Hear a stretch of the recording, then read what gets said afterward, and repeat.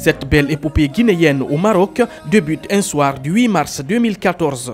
Après un court succès à l'aller, le Horoya se devait de faire un match plein en déplacement face au Raja de Casablanca pour s'assurer une place au second tour.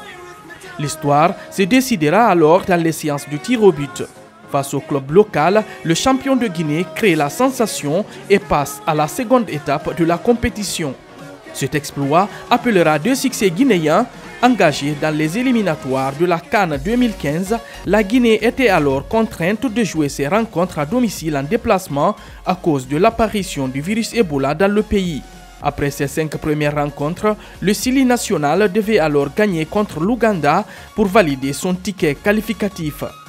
Une main tendue qui sera bénéfique à la Guinée puisque l'équipe guinéenne a réussi à se qualifier lors de la dernière journée face au crâne de l'Ouganda à Casablanca.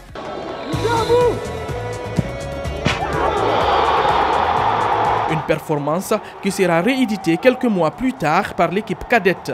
Les Sili cadets se qualifient donc à la CAN des moins de 17 ans prévue au Niger en 2015 après un sans faute réussi en 4 matchs pour autant de victoires.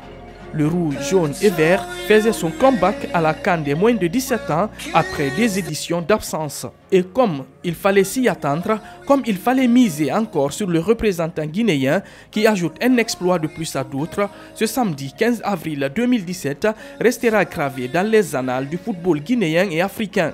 Le club de Matam s'ouvre grâce à cette victoire 4-3 sur l'ensemble des 2 matchs face à l'Ittihad Tanger, les portes de la phase de groupe de la Coupe de la CAF.